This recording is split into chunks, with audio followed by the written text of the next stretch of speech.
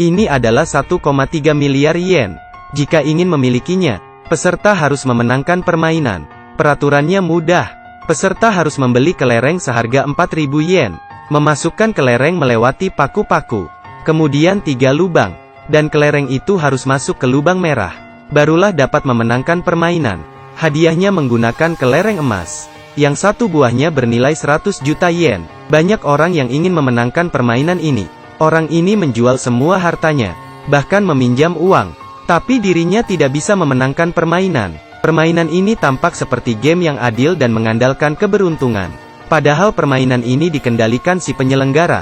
Sebuah permainan pinball yang dapat menghancurkan.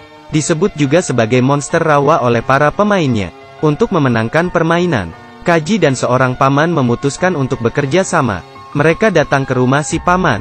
Paman menunjukkan mesin pinball yang mirip. Di sini mereka akan dibantu oleh Yuhito. Paman pun mulai menjelaskan rencananya. Rintangan pertama dari monster rawa adalah hutan paku.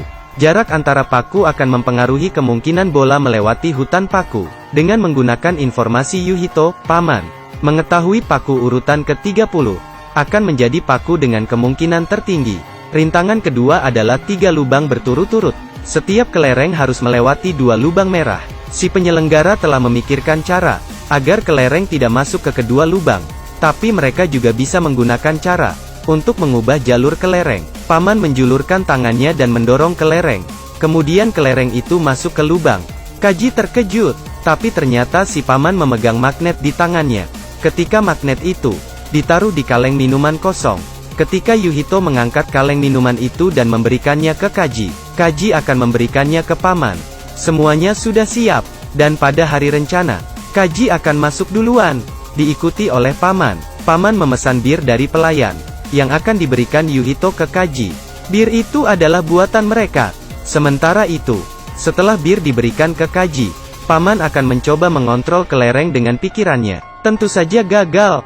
Kemudian Kaji memberikan bir berisi magnet kepada paman. Sejauh ini, rencana mereka berjalan mulus.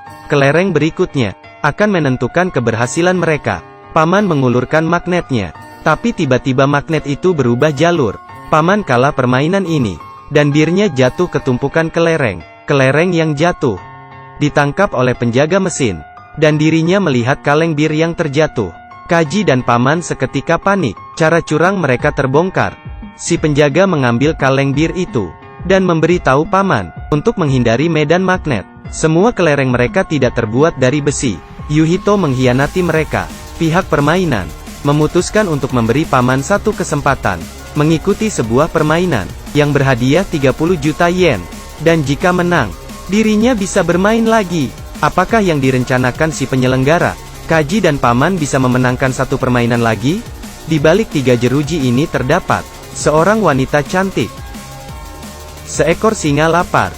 Jeruji ini akan terbuka jika peserta salah membuat keputusan. Akan menjadi makanan singa. Anak muda ini terlilit banyak hutang. Dia terpaksa mengikuti permainan ini dengan kekasihnya. Kaki kirinya digembok. Permainan pun dimulai. Orang-orang selain dirinya dapat melihat nomor yang benar adalah 2. Pada saat terakhir wanita ini masih sempat berkata, "Aku ingin hidup dan mati bersama dirimu." Tidak lama lagi, pilih satu nomor. Anak muda itu memilih nomor 1. Mengeluarkan singa. Singa yang lapar mengejarnya dan memakan hidup-hidup. Si wanita itu sangat senang karena dia menang, mendapat uang hadiah 3 juta yen. Selanjutnya adalah giliran Kaji. Di jeruji satu lagi ternyata adalah Yuhito yang mengkhianatinya. Kaki Kaji juga diborgol. Yuhito menyuruhnya untuk memilih nomor 3, tapi Yuhito telah mengkhianatinya. Apakah perkataannya dapat dipercaya? Kali ini orang yang berada di sebelah Kaji berkata, "Buatlah keputusan yang tepat. Jika dirimu yakin maka pencetlah tombolnya." Kaji mengerti maksud dari orang itu, dan menekan angka 3. Jeruji pun terangkat dan yang terbuka adalah jeruji Yuhito. Kaji berhasil. Yang memberikan kode kepada Kaji adalah si penyelenggara permainan kartu. Sebenarnya dia adalah orang yang di permainan sebelumnya. Musuh Kaji, yang pernah berkata kepada Kaji, keberanian, nyali, dan keyakinan. Yang paling penting adalah keyakinan. Dirinya ingin bergabung dengan Kaji, dan berbagi hasil setelah memenangkan monster rawa. Ketika mereka sedang membicarakan strategi, Yuhito yang diantar kembali bertanggung jawab untuk membeli makanan dan vas bunga ini. Kaji dan mereka ingin merencanakan strategi. Tapi Yuhito malah pergi keluar. Di hari pelaksanaan rencana mereka, rintangan hutan paku berhasil dilewati. Tapi hutan paku kali ini tidak bisa dilewati semudah itu. Pengawas permainan ikut campur. Dirinya sudah tahu akan rencana Kaji dan teman-temannya. Ternyata Yuhito sudah mengkhianati mereka sekali lagi. Di dalam vas bunga yang dibeli oleh Yuhito, terdapat alat penyadap. Kaji dan teman-temannya berpura-pura sebagai staf pindah rumah. Diam-diam menyeludupkan sebuah kelereng. Rencana untuk menukar sebuah kelereng langsung ketahuan. Pengawas permainan mengambil segenggam kelereng, menaruhnya di alat pengetes kelereng, dan terungkap, tidak ada kelereng yang ditukar. Kaji berkata, aku sudah tahu bahwa Yuhito akan berkhianat. Jadi itu adalah rencana palsu. Rencana asli mereka adalah untuk menyusup melalui langit-langit ruangan manajer, menggunakan peralatan elektromagnetik, mencuri besi yang mengatur jarak antar paku, lalu menukar bola dari batang besi itu, dan mengembalikannya, membiarkan si manajer memasang besi itu sendiri. Mudah untuk diatur. 3 roulette berurutan. Cara apa yang akan digunakan Kaji untuk melewatinya? Di mesin in, isinya adalah kelereng emas. Yang satu buahnya seharga 4.000 yen. Pemenang dapat mengambil semuanya. Sebelum permainan Kaji menyadari sesuatu. Lantai dari tempat permainan agak aneh. Begitu juga dengan sudut dari roulette. Ada kemiringan tertentu. Tapi agar pemain tidak sadar, penyelenggara mengakali untuk memiringkan mesin dan lantai. Untuk mengakali trik ini, lantai dipenuhi dan diisi air, sebanyak 20 ton air. Dengan cara ini, lantai akan kembali stabil. Manajer menyadari hal ini, mengambil remote, dan memiringkan bangunan hingga kemiringan maksimal. Tapi tidak ada pengaruhnya. Manajer berpikir, memiringkan gedung ke arah yang berlawanan. Karena kemiringan yang ekstrim, roulette 1 dan 2, akan sulit dimenangkan. Efeknya segera terasa. Tapi dari sekian banyak kelereng, apabila ada kelereng yang jatuh ke rintangan ketiga, kelereng seharusnya masuk ke dalam. Pada saat ini, dirinya sudah tidak peduli. Manajer memerintahkan anak buahnya untuk mencabut mesinnya. Kelereng ini adalah kesempatan terakhir Kaji. Berputar ke kanan-kiri, melewati lubang-lubang. Kaji memperhatikan saluran kelereng, tapi tidak ada kelereng yang lewat. Ia pun terpikir sebuah ide. Kaji berkata pada Paman dan Tonegawa, selama ada cukup uang, mereka bisa memenangkan permainan ini. Kaji mengambil 1 juta, Paman mengeluarkan 2 juta, total 3 juta. Dan Tonegawa mencari cara untuk menambah uang. Kaji kembali bermain, mengisi 3 juta. Kemudian kelereng mulai menyumbat lubang. Karena gedung yang dimiringkan terlalu ekstrim, kelereng menyumbat saluran kelereng. Selama ada cukup kelereng, tinggal menunggu waktu sebelum mereka memenangkan permainan. Kaji mengisi roulette 1 dengan kelereng, dan kelereng mulai berjatuhan ke roulette kedua. Tapi kelereng sisa berada tepat di depan lubang. Kaji menawarkan manajer sebuah kesepakatan. Bagaimana kalau mereka menganggap ini seri? Mana mungkin si manajer setuju. Tapi Kaji hanya mengulur waktu. Bantuan dari Tonegawa akhirnya tiba. Tonegawa mengumpulkan 10 juta yen. Kaji kembali bermain. Dan akhirnya roulette penuh.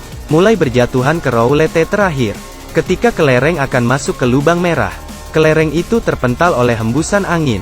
Ternyata itu adalah perbuatan anak buah manajer. Akhirnya telah sampai. Kelereng yang masuk ke lubang terakhir, dihembuskan kembali oleh angin. Tapi sekarang, dia sudah tidak bisa mundur. Kaji, Tonegawa dan Paman berteriak-teriak, seakan dapat memberi kelereng kekuatan. Sayang sekali, kelereng pun habis. Dan pada saat Kaji akan dibawa, Yuhito memegang kartu 10 juta, dan membantu Kaji. Ternyata Yuhito sudah pernah bertemu dengan Kaji sebelumnya. Tampang yang keras kepala, mengingatkan Yuhito kepada ayahnya. Dia keras kepala, namun juga orang yang melakukan yang terbaik. Dan akhirnya memutuskan untuk membantu Kaji. Kaji pun mengisi 10 juta. Ini adalah kesempatan terakhir dirinya. Ketiga lapisan sudah terisi penuh dengan kelereng. Angin sudah tidak bisa meniup kelereng itu. Kaji luar biasa. Kelereng emas mulai berjatuhan ke dalam lubang. Dan mesin itu mengumumkan Kaji menang. Kaji, teman-temannya, bahkan seluruh penonton bersorak. Manajer permainan, Ichijo Seiya diperintahkan untuk ditangkap, dan dipekerjakan paksa. 1035 tahun. Nasib bagi yang kalah. Sangatlah menyedihkan. Tapi bagi yang menang, merasakan manisnya kemenangan, dan menukarkan kelereng dengan uang, dengan total 1,3 miliar yen. Setelah membagi rata, Kaji mendapat 1.395,7 miliar yen. Sekarang, Tonegawa akan mengantarnya pulang. Pada perjalanan, Tonegawa mengusulkan untuk bermain satu ronde lagi. Permainan yang sama, permainan Raja Budak. Permainan Raja Budak. Tapi baru saja separuh jalan, asap keluar dari kendaraan mereka. Bagasi mereka mulai terbakar. Dan pada saat Kaji keluar dari mobil, mobil mereka meledak, semua kekayaan mereka juga ikut terbakar habis. Tonegawa menaruh sekitar 50.000 yen di sakunya. Diberikannya kepada Kaji, agar dirinya bisa berpesta. Setidaknya dirinya bisa membayar. Tapi yang tidak diketahui Kaji adalah, Tonegawa juga mengambil uang bagian Kaji bersamanya. Setelah berpesta, Kaji hanya memiliki sedikit uang, walau dia kembali pada titik awal tanpa uang. Tapi dia percaya, masa depannya cerah. Berjuanglah. Jika tidak kamu akan dikalahkan kegelapan. Tapi ini hanya di film. Dirimu pasti bisa.